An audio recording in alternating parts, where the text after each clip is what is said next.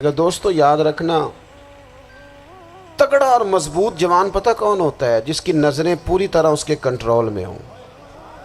یہ علامت جوانی ہے۔ جس آدمی کا پوری طرح، دو لوگ دنیا میں کبھی کوئی کارنامہ سر انجام نہیں دے سکتے، ایک جو حرام کھاتا ہو، ایک جس کی نظر ناپاک ہو۔ محمد بن قاسم جب یہاں آئے تھے نا، تو ایک دن بڑے پریشان تھے، تو ایک بزرگ کہنے لگے آپ کیوں پریشان ہیں؟ کہنے لگے راجہ دہر سے مقابلہ ہے اور ہماری فوج تو سندھ کے رستے بھی نہیں جانتی، زبان بھی نہیں جانتی، لڑیں گے کیسے؟ 2-4 دن کے بعد ان بزرگوں کی دوبارہ محمد بن قاسم سے ملاقات ہوئی تو بڑے خوش تھے۔ کہا اب آپ کیوں خوش ہیں؟ کہنے لگے وہ میرا مقابلہ نہیں کر سکتا، میں نے تحقیق کر لی ہے۔ کہا کیوں؟ کہنے لگے نظر کا گندہ ہے، اور جو نظر کے گندے ہوتے ہیں وہ میدانوں میں ٹھہرا نہیں کرتے۔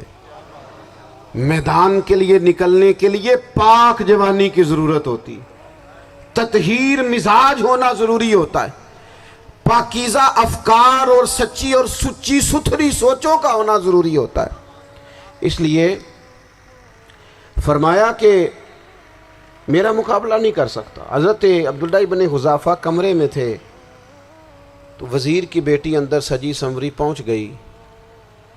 جیسے ہی آپ نے اس کفر کی چال کو دیکھا تو تیمم کر کے نفل شروع کیے۔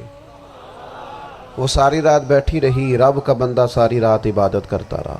عبادت بڑا سہارا ہے، مصلی بڑا سہارا ہے اللہ کے بندوں۔ صبح دروازہ کھولا، وزیر نے اپنی بچی سے پوچھنا چاہتا تھا رزلٹ کیا نکلا، تو وہ کہنے لگی پیچھے ہٹ جا، اب تیرا میرا تعلق کوئی نہیں، میں نے نبی پاک کا کلمہ پڑھ لیا۔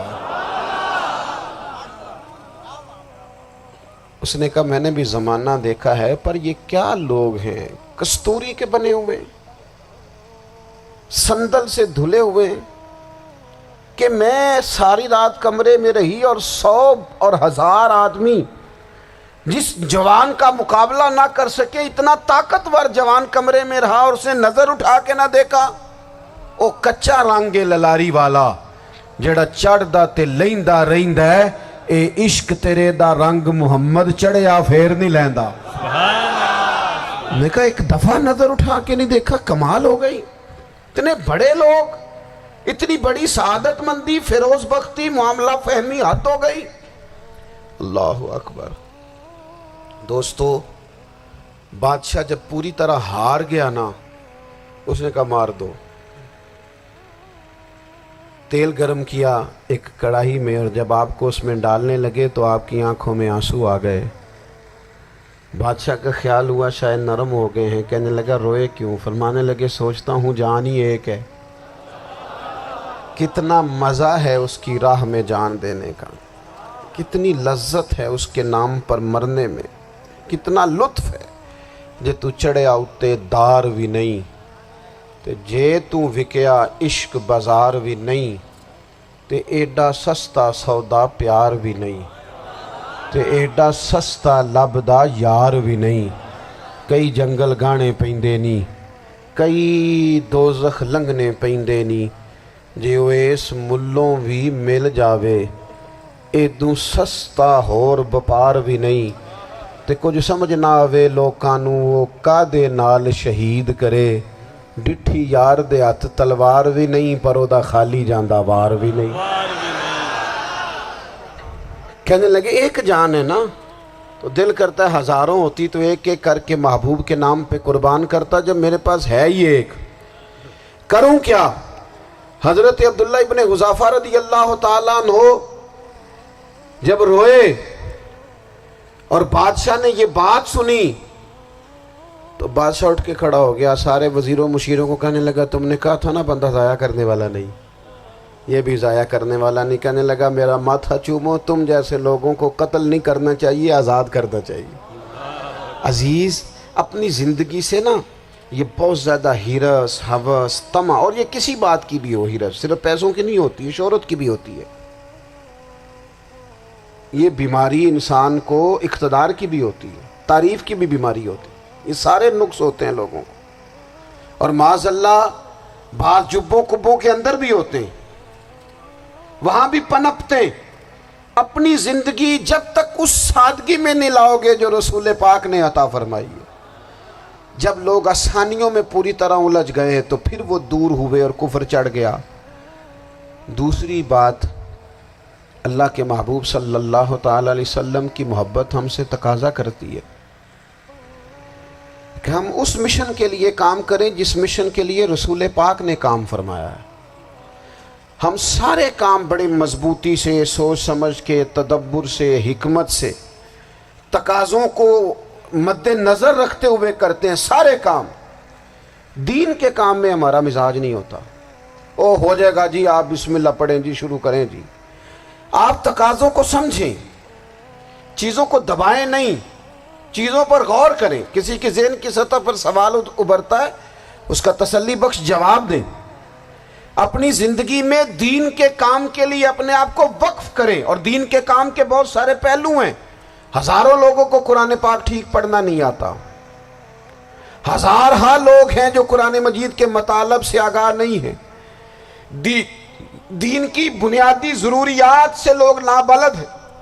میں آپ کو کس طرح یہ بات سمجھاؤں کہ ہزاروں کی تعداد میں طلاقیں اس لیے ہوتی ہیں کہ مردوں کو طلاق کے مسئلے نہیں آتے، انہیں پتہ نہیں ہے کہ مجھے حقوق زوجین کے معاملے میں کیسے چلنا۔ ڈھیر سارے گھروں میں تباہی اس لیے ہے کہ تربیت اولاد کا دینی منہج ہمیں نہیں پتا۔ اپنا حصہ ملائیں دین کے کام میں۔ ایک آدمی کو اگر تو نمازی کرنے میں کامیاب ہو گیا، تیری زندگی بدل گئی۔ وہ دین بیزار لوگ جو ہمارے بیچ بیٹھ کے ہماری نوجوان نسل کو پگڑی اور داڑھی کا نام لے کے بنیادی طور پر دین سے دور کرتے، ایسے نوجوانوں کو دین کا پیغام محبت دے کر دین کے قریب کرنا ہماری ڈیوٹیوں کا حصہ ہے۔ ہمیں ذمہ داری کا احساس کرنا پڑے گا، ہمیں یہ خاص قدم اٹھانا پڑے گا، توجہ دینی پڑے گی۔ مساجد، مدارس، میں آپ سے عرض کروں، اتنی ڈٹ کے مخالفت ہوتی ہے نا مدرسوں کی، اتنی ڈٹ کے۔ میں ادارہ چلاتا ہوں، اس کے چلانے میں جو مشکلات ہیں وہ تو ہم بتا نہیں سکتے آپ کو، اس لیے کہ میری قوم، میرا اس قوم سے تعلق ہے جو نعت خواں امیر کرنا چاہتی ہے، مدرسے نہیں۔ ہاں، نقیب خطیب پیدا کرنا چاہتی ہے، شعر و شاعری کی زندگی کو پروان چڑھانا چاہتی ہے۔ فقط ہمارا ان لوگوں سے تعلق ہے جو لاکھوں کروڑوں روپیہ محافل پہ لگائیں گے، اور قاری صاحب بیچارے اگر مسجد کا کوئی ہونے والا کام کسی وقت بتا دیں گے تو وہ بڑی مشکل آ جائے گی ان کے لیے۔ یہ کیسے ہو سکتا ہے، آپ نے یہ ڈیوٹی بتا دی۔ مدارس، اور جتنا اہم رول دین کو پھیلانے میں مدارس اسلامیہ کا ہے، اتنی زبردست، لوگوں کا خیال ہوتا ہے میری طرح کے لوگ شاید کام کرتے ہیں، ڈیوٹی کرتے ہیں۔ یہ 10-15 لوگ آپ کو نظر آتے ہیں جو آپ کو کہیں میڈیا پر یا ادھر ادھر ڈیوٹی کرتے، مخلص لوگ اپنی جگہ پہ، وہ بھی بڑا ہی کام کر رہے ہیں، جو میڈیا پہ آ کے بھی اخلاص سے اور درد دل سے کو دین کی، ان کی بھی کسی بات کی حوصلہ شکنی نہیں۔ لیکن ہزارہا اساتذہ جو مدارس میں بیٹھ کے پڑھاتے ہیں، جنہوں نے وہ سارے لوگ تیار، آپ سمجھ نہیں سکتے کتنا بڑا کام۔ حفظ کا استاد جو ہوتا ہے نا، اس کی ڈیوٹی 24 گھنٹے ہوتی ہے، فجر سے پہلے، اور اس نے بچوں کو اٹھانا۔ تنخواہ تو ہم انہیں دینا نہیں نہ چاہتے جی، تنخواہ نہیں دے دی انہوں نے، ہمیں مولوی امیر نہ ہو جانا۔ مولوی نو تے سوٹ بھی 27ویں والی رات دے ہے تاکہ کدھر سوان کے عید والے دن پا نہ لوے، چونکہ 27ویں تو بعد تے درزی پھڑتا ہی کوئی نہیں، کیوں حضرت؟ ایسے ہی ہے نا، اس وقت تو نہیں نہ لیتا۔ تو ہم چاہتے ہیں مولوی ہماری مرضی کے ہماری طرح کا سوٹ نہ پہن لے۔ مدارس کی مضبوطی، آپ یہ دیکھ لیں، یہ صلاح الدین ایوبی کا تعلق بھلا کس چیز سے تھا؟